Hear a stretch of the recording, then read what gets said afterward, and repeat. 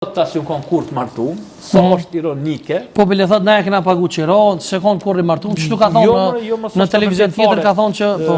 Shiçoni, unë kam vllahun që ka pas dhun bile thot edhe aty thotë se s'ka bëj edhe motra ju e ka rro. Ish gruan tonë. Aty janë këtë trillime dhe janë domethënë gjëra se një shoqe ish gruas, e cila gjithashtu është akuzuar që me datën 15 do të jetë domethënë seanca në prokurori, në gjykatë, në seancë ku do të dënohen edhe ish bashortja edhe shoqja e saj, që në laptopin e qiti Rukjegjis, ju null 3 bashk, edhe kam bu një lloj epilogu, që ta qesën të dhënshëm, ta provokojmë, ti ke mbet të më thonë se një rrugaq, hoqë urime gruja e dytë, krejt këtu kanë dalë në fund, laptopi Sabahuddin Selimi. Çaj raport që ka është vërtet se ish vjera juaj thotë që ti ke bo presion gruas, konkretisht së grua që me morti gruan e dytë, a është vërtet? Shiqa, nuk muj do më thonë une me kuptu edhe këtë akuzë, pse unë me kërku për gruës time edhe me bëbo zullum, e thash ai mu do për me e prap me u bo grua e dytë e dikuj tjetër.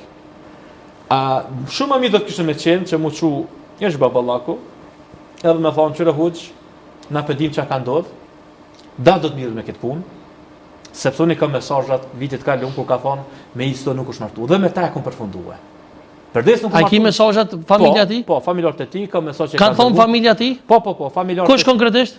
Vllau i saj. Vllau i ish gruas. Po ish gruas që nuk du m'ja përmend. Miku im, edhe në rregull është, përdesë në kur bu me izën e juve, atër veç po shtuhet dosja kundër këtij Rukjegjis. Me një fjalë Sadr, Islami ka vu rregulla. Islami ka vu rregulla edhe te martesa. Aty kur thuhet që Efendi Dragusha s'ka pas martesë. Ky e ka deklaruar si dashnore. Unë i them grua shtesë, kur ti duhet shkon e viziton e kështu me radhë. Pse nuk bashkëton me to? Po ai bashkëton, që ata i thonë, po bashkëtesë, nuk mundesh ti me bo bashkëtesë me një grua që veç është kurore dikujt tjetër. Nuk mundesh ti. Pse ki kuror me ta? Po unë do me thonë përdesa këtë martesë që bu me pëlqimin e babait të saj. Edhe kum shuj kum vizitu shpesh në fshat atje. Edhe kanë ardhur në Islam janë 3 kushtet e nikahit. E para është duhet me kanë waliul emër, që është kujdestari i vajzës. Nën 2 janë dëshmitarët. Nën 3 është domethënë mehri dhurata. Edhe kur zbatohen këtu, atë kjo martesë është valide. Arrit po. Edhe arrit domethënë çike. Por ky e thot kam bashkëtesë. Ndërsa unë bëj jetë publike kum pas me të. Dhe unë kum martu këtë grua me jetu jetën bashkërtore deri në vdekje për këtë qëllim kum kriju familje. A ke pasti kontakt me ish gruan tash këto ditë e fundit? Çka ka thonë? Shiqo, ky mesazh që paraqit është një prej atyre mesazheve, unë veç kam frikë që krejt këtu lajme që më bëhet dhe presionet që ka nga ai person, sepse ky përdesa nuk ka forcë dhe fuqi dhe burrëri me dal mu ballafaqu në një emision, qoftë edhe për shtëpisë. Dhe me tregu sa se si ka ndodhur kjo martesë, për mua ky nuk është njëri me vlera. A kupton? Përdesa ky e bën këtë dhe e përdor ish gruan time me mbrojtje edhe në prokurori, edhe në polici, vetëm një mesazh ja dërgoj. Që çfarë do të ndodh pas këtij momenti që sot është data 9 prill, se nuk du me up më shumë energji. Se kam 3 libra tjera që mirna me shkrime. Çfarë do që ti ndodh nënës së birit tim, ajo më nuk është gruaja imja.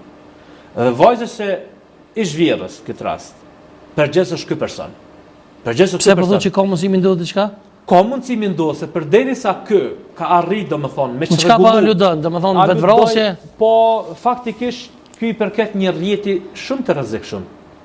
Që ne dim kush janë rrëbjufsat, për xhallarët është si grup është i njohur, edhe dim që këta nuk e kanë problem, sikur të unë këtë rast që nëse ka gazetari hulumtuese dhe ka polici, le shkojnë tash se ky personi ka 3 banesa në Ferizaj, ka një vill dikun anë afër Tetovës dikun, edhe gjitha mobilet që unë me ato mjete që kum pas, ju mundu m'ja mobilu këtë banesë bashortës, edhe me vllahun tim i çu në katin e 5, ku kemi marrë me qira në Fushë Kosovë.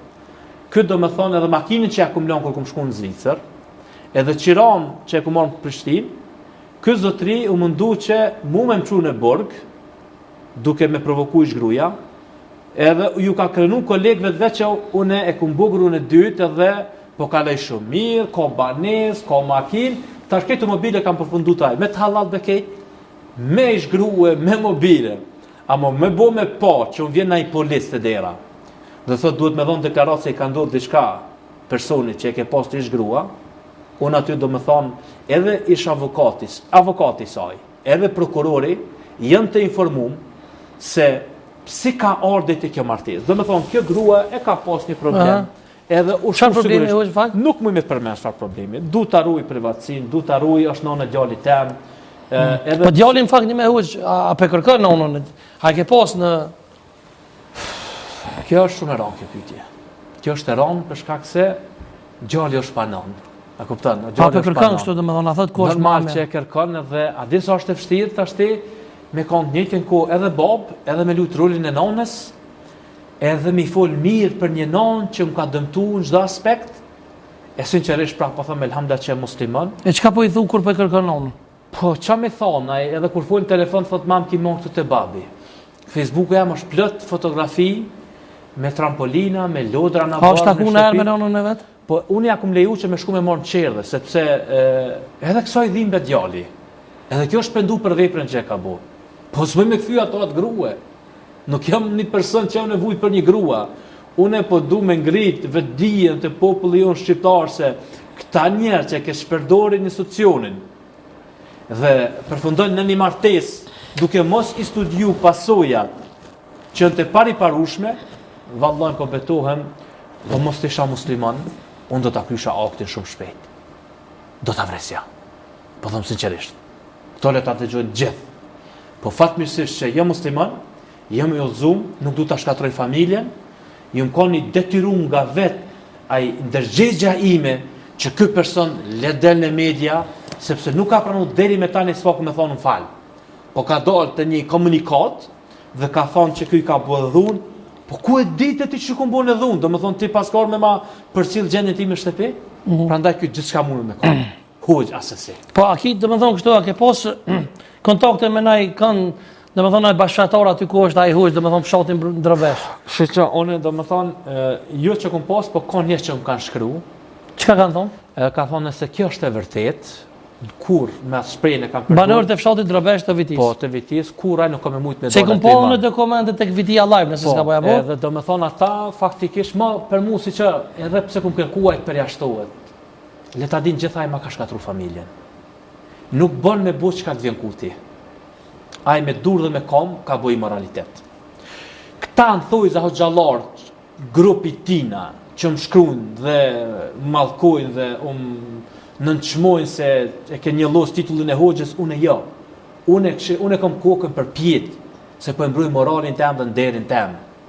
Ju them që nëse ju deri me këtë moment po e mbroni, atë ju një bashkë pjesëmarrës në këtë krim, në këtë skandal, në këtë immoralitet. Edhe njerë po them, ky në Ana Morav është ditë që para vitit 2004 është martu me gruan e dytë.